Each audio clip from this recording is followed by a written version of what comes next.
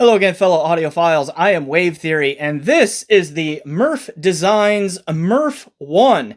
This is a $749 US open back dynamic driver headphone made by MIRPH Designs in Munich, Germany. This unit was a loan to me from a patron. It will be going back to said patron here very soon.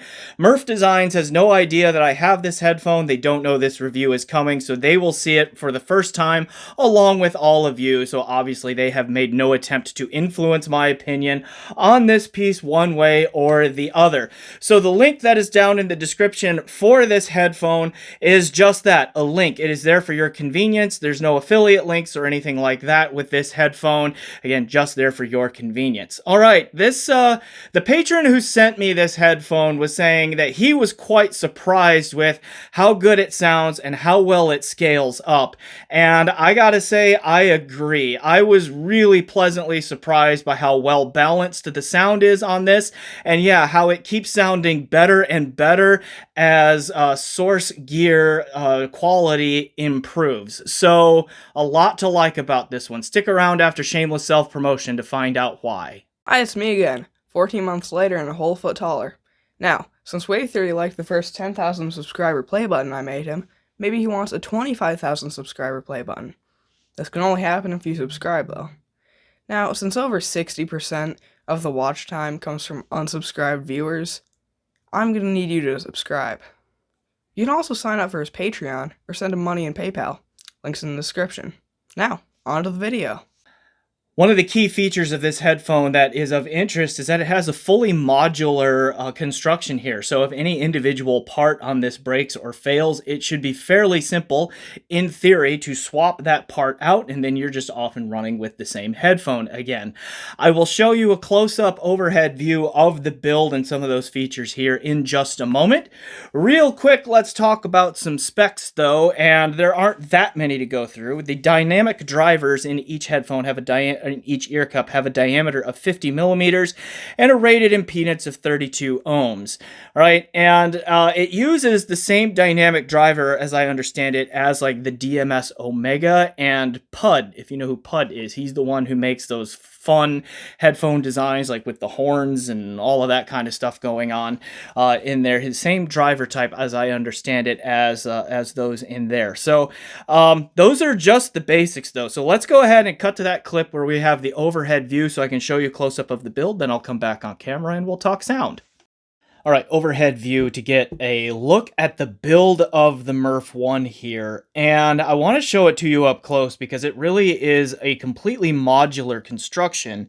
The MIRPH website talks up how like all of the parts basically can be replaced, and they actually provide in the box an exploded diagram here. You can also see this image on their web page here, but it basically just shows that the whole thing can be easily disassembled, which means that you, in theory, could replace any of the parts in here and have a brand new have a working headphone again if ever there was a problem. You can also see some of the tech specs in here where we have a 50 millimeter diameter dynamic driver. We have a 32 ohm impedance, 100 decibel per milliwatt sensitivity at 1 kilohertz, a 370 gram mass without the cable. The cable we'll talk about here in a little bit, and so forth, where you get the headband with Portuguese leather, you get ear pads that are pleather and velour. All right, moving parts, aluminum and stainless steel, acoustical parts, industrial grade or resin, okay? All kinds of good stuff on there. All right, so then let's look at the headphone as fully constructed here.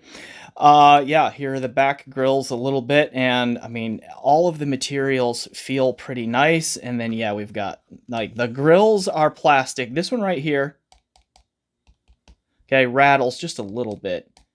Slightly looser fit than the other one. Not really a big deal. Never did I hear it rattle when sound was playing or anything like that. Okay. All right, but you also see that it is open back right there, and the driver itself kind of sits like almost like back here in this housing thing, and like this part right here, that's metal, right? And then that offers a fair amount of protection. Like the yokes here are also metal. We have this head size adjustment here, which just works on like a friction kind of thing. Slides in and out there. You see that it extends quite a long ways for people with really large melons. Okay, that is nice to have there. All right, and then here we have the cable entry, 3.5 millimeter cable input that is flush mounted in there. That's nice. We'll talk about the cable here in a moment, but it's nice that that's flush mounted because that means that you can replace the stock cable with just about any 3.5 millimeter cable that you want to on there. And then here we have the pads, okay, which are round. They have round opening, but it is still fairly big in there. So if you have really tall ears, the top and bottom of your ear might rest here on this velour part just a little bit, but I never had any comfort issues with that or anything like that. And you see the hybrid style of the pad here with the pleather and of course the velour on there and so forth. And it's not a forward angle or anything on the pad. All right. I don't know if there's any forward angle to the driver inside there or not because I can't see it, and there's some kind of a grill work right over top there where I can't really feel it or not. Okay, but right and left are mostly denoted by the cable here, and of course we have this red ring right here for the cable entry to show you that, and it's just so that the cable points forward a little bit when this is on your head and so forth. Like, it's light. It's still like well-made, rugged construction and all that. Again, completely disassemblable, reassemblable. One issue that I had while it was here is I believe it was on the right side is that this little bushing that's in there that goes around this bar right here kind of came unscrewed and fell down right there. All I had to do was screw it back in. Okay, that was it. Okay, it just may not have been quite tight enough at the beginning for that. All right. You see full cup swivel here, right? And then you get a fair amount of motion this way. So, I mean, it really, and then like the headband has decent padding up here on top. Clamp force is middling. It is neither too tight nor too loose for my head anyway. So that's well done. Here is the stock cable. It, doesn't tangle all that easily. It is a little on the light side though. As in, it's just not very thick. So, like, this is one part of the build that, even though it's a fairly nice cable, it just feels a little bit on the cheap side here. And it only comes in 3.5 millimeter single-ended right there. And, of course, you see the dual 3.5 millimeter that goes into the cup here. And it's a fine cable. Nothing really wrong with it other than, again, it just feels like kind of the cheapest link. And you can kind of see the weave coming a little bit loose there, right, on it and so forth. So, I mean, it's not the best stock cable I've ever seen, not the worst, okay, and so forth. But again, it's single-ended only, and for a $750 headphone, I have a feeling there's going to be people who want to plug this into their balanced amplifiers, balanced headphone amplifiers, and so you're going to need to get an aftermarket balanced cable, which brings me back to the fact that it is nice that the cable entry right here is flush mounted, so you don't have to worry about recessed jacks or anything. You can basically get just about any aftermarket cable that you want, provided it's 3.5 millimeter on this end, okay? But well-made headphone here, not a bad accessory set to it. It has, the modular construction, which can be easily taken apart, and individual parts can be replaced with relative ease if needed. All right, back to me on camera talking about other things. All right, as we transition to sound, let's talk about test gear, just meaning the gear that I use to listen to this headphone.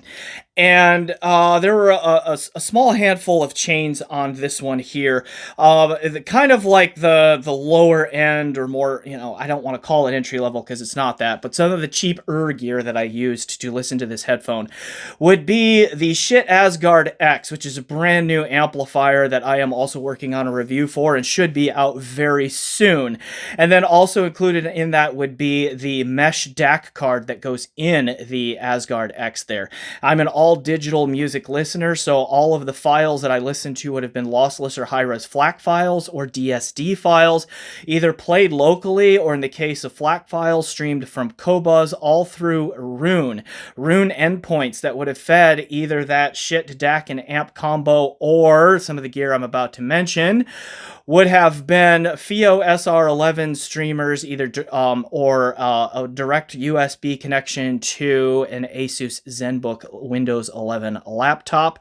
Also, another chain that I tried in there would have been the FIO SR11 streamer routed through a Singer SU6 DDC, and then into the Luxon X9, which I just did a review for, and then also the combination of a Shit Bifrost 2/64 or Live Harmony micro DAC, each routed through a Vioelectric HPA V281 amplifier.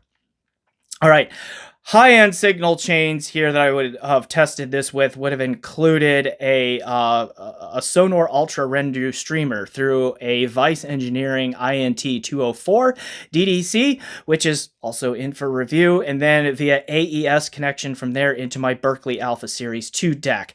I also recently acquired in a trade a Sonor Optical Rendu streamer, and that would have been connected direct USB into my Lampizator Baltic 3 DAC.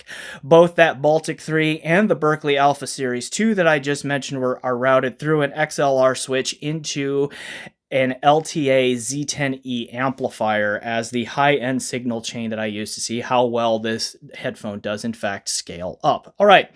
What did I learn through all of that? This headphone sounds really good. I was really surprised how good it sounds.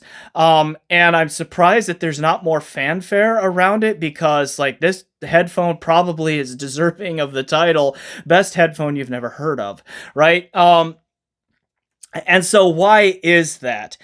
Let's start with the tuning, as I often do, and like MIRPH publishes right on the website the frequency response curve that they claim for this headphone, so I could put that up on the screen.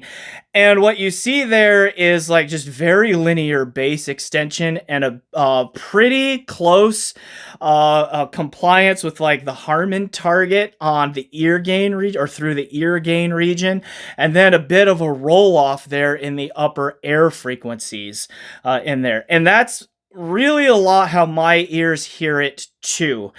The tonality of this headphone is quite strong. It is overall very well balanced. There's very realistic and natural relationships between fundamental frequencies and their harmonics. So the tone sounds pretty realistic and natural overall here. It does tilt just a little bit towards warmth. So this headphone very much has a tuning that falls within the range of tunings that most people would consider neutral, but it does tilt just slightly warm in there. And I don't think that's because there's any kind of excess energy or any kind of a shelf or anything that is added in the upper bass or lower mids. I think that has to do with the roll-off there in the higher frequencies, because while the treble is extended, the presence of that treble does seem to drop off a little bit once you get up, well past 10 kilohertz in there.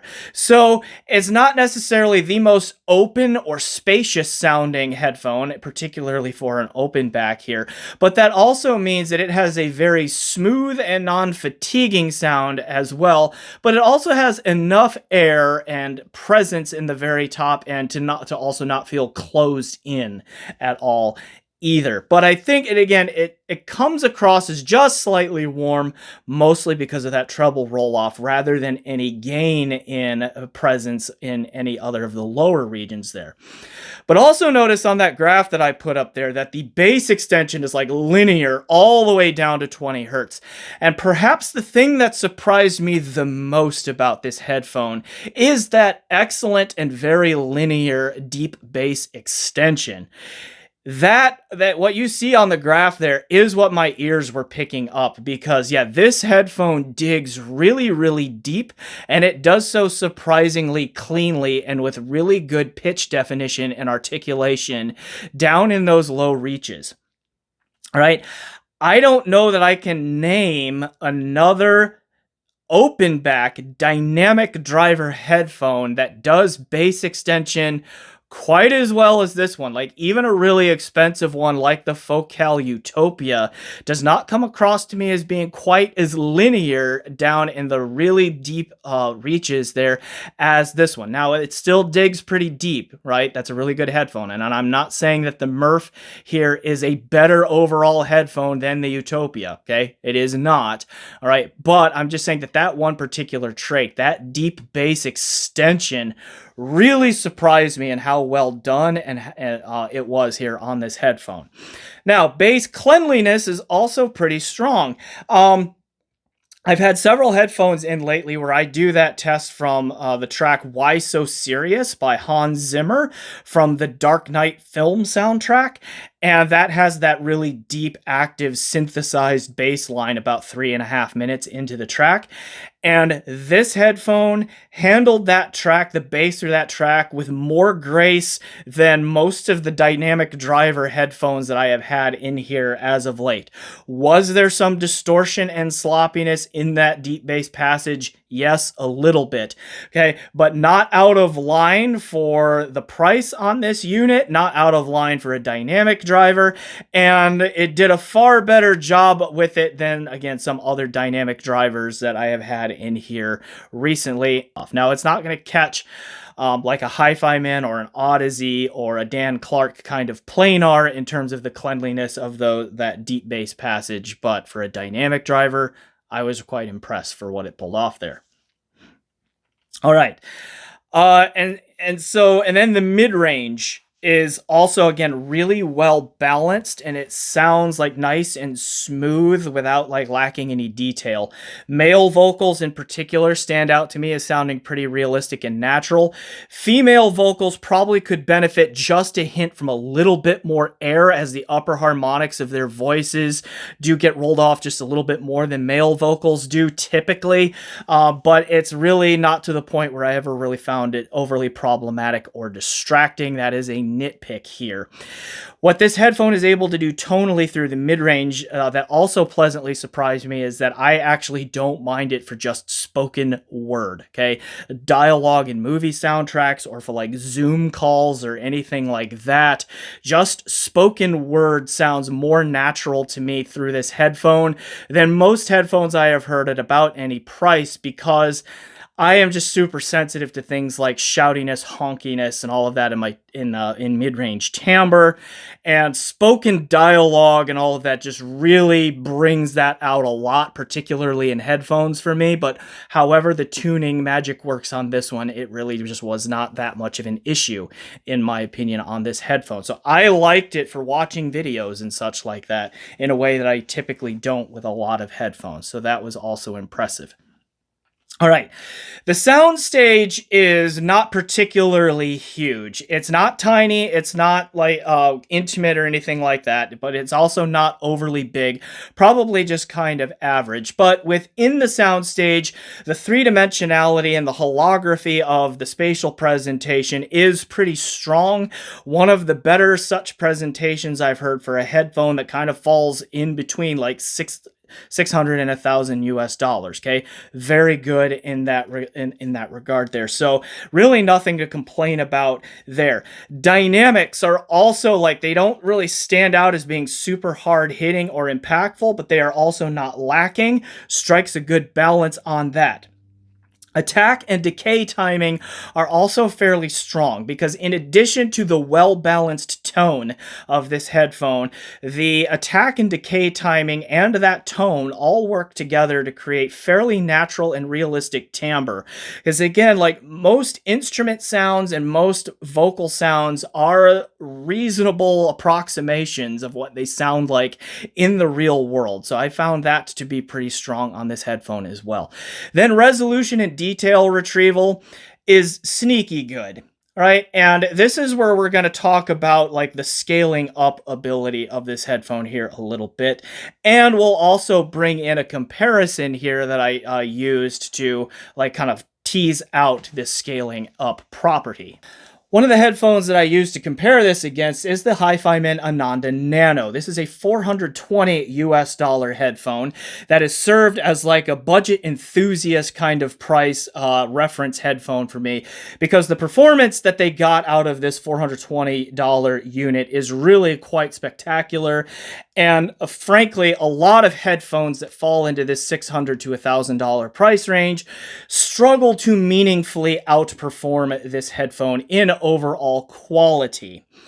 All right, what I observed about the comparison between the MIRPH-1 and the Ananda Nano here, and this is also how I'm going to get to that resolution, detail retrieval, and scaling up aspect of the MIRPH-1, is that when these two headphones are put on like that shit Asgard X with the mesh DAC card, for example, it is quite difficult to pull out any meaningful differences in overall technical performance between these two. They just kind of trade blows with each other, and I would say that they are about even in overall quality on a signal chain like that. The Ananda Nano comes across as just a little bit more U-shaped in its frequency response. The vocal presence, the mid-range presence generally is pulled back a little bit relative to what you get from the MIRPH-1.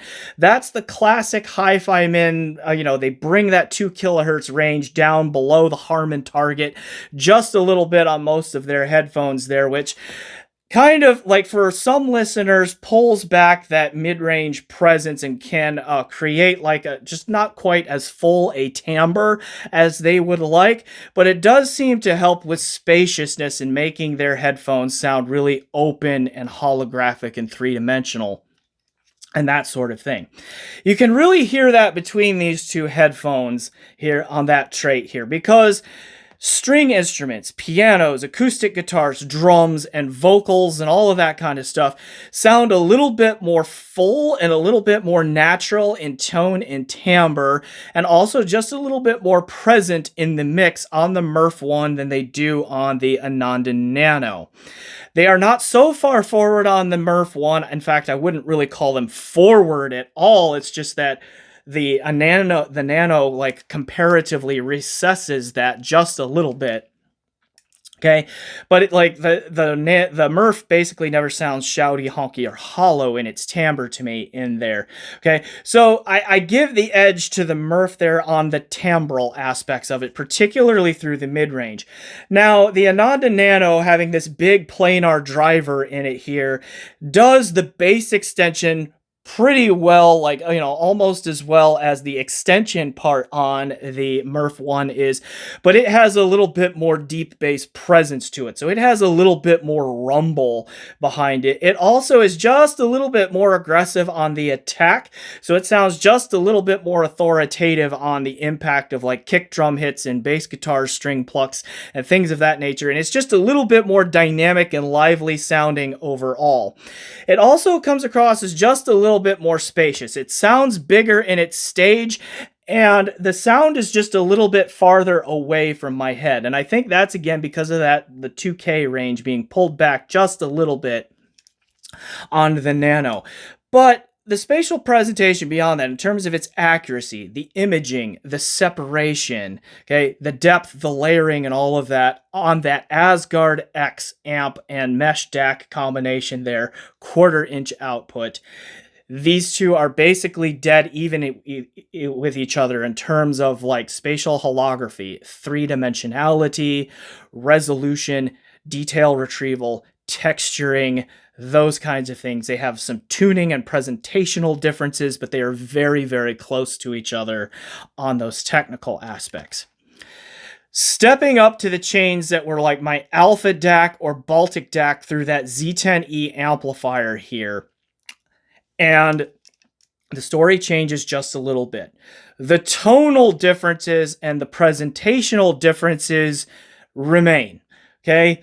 The same kind of tuning is there on either headphone. The differences in terms of the way their spatial presentations are presented are also there, but the MIRPH starts to have a more apparent advantage. It is just a little bit more textured in its sound. It is a little bit more resolving overall. It has a little bit more clarity and definition to its spatial presentation. The separation between sounds, the separation between instruments, the separation between instruments and vocals and all of that just comes forward a little bit more. There's a little bit more sharpness to it, not in terms of like a sibilant or tuning kind of sharpness, which this thing basically never struggles with either, okay? But it's just a little bit more believable, right? While still sounding smooth and refined and not aggressive or anything like that. It becomes a more coherent, complete, and believable presentation to a degree that the Ananda Nano cannot quite keep up with there. And so that's what we're talking about, the scaling up. So the MIRPH-1 is the more resolving, the slightly more holographic, the slightly more textured headphone than the Ananda Nano is. It just takes a pretty resolving, textured, signal chain for that to become apparent, okay, for that to be pulled out of the signal here. Again, the tuning holds constant in both instances there for both headphones. It's just that technical ability of there's just a little bit more in the sound, and it's just a little bit more clarity and definition to the sound with the MIRPH-1 on the higher end signal chains there. So, is the MIRPH-1 worth $750 US? And the answer is, I think so, right? Like, on cheaper signal chains here, like, no, it's not meaningfully outperforming the Ananda Nano, which also does an amazing job of scaling up its performance with signal chain quality for a headphone of its price. But the better and better signal chain and better and clearer signal you can provide the MIRPH-1, the more and more you will get rewarded for it. So the performance ceiling on it is noticeably higher than this. And honestly, that makes its performance ceiling a bit higher than most of its competitors out there. Like, I would choose to listen to this headphone over things like the Meze 105 Silva, over the Meze 109 Pro, okay? I had the Aurora Borealis in here for a while. Auroras Borealis, excuse me. It's been quite a while ago now. And that was an excellent headphone too, but it was just a little bit mid-forward for my liking. I like the tonal balance of this headphone a little bit better, although I think the Borealis is going to be a little bit more impactful, dynamic, slammy kind of a sound to it, because that was one trait that headphone really excelled at there. Okay, and of course, you know, the from $600 to $1,000 in there is a pretty busy space, but I enjoyed this headphone, the MIRPH-1, in a way that I didn't expect to, and it pleasantly surprised me in terms of its overall capabilities and what it's good at, and I was really shocked by how linear its bass extension is. So, if you are looking for a relatively easy to drive, well-balanced, slightly warm, smooth, non-fatiguing, and fairly natural in timbre listen with great bass extension, here you go. Okay, $749 for this. Check it out. All right, I am Wave Theory. Thanks for watching. Please remember to like, subscribe, comment, check out my PayPal and my Patreon. You can also become a member of the channel now. Please consider doing that, or giving a super like, which is just a small donation done directly through YouTube. All right, thanks everyone for watching, and as always, enjoy the music.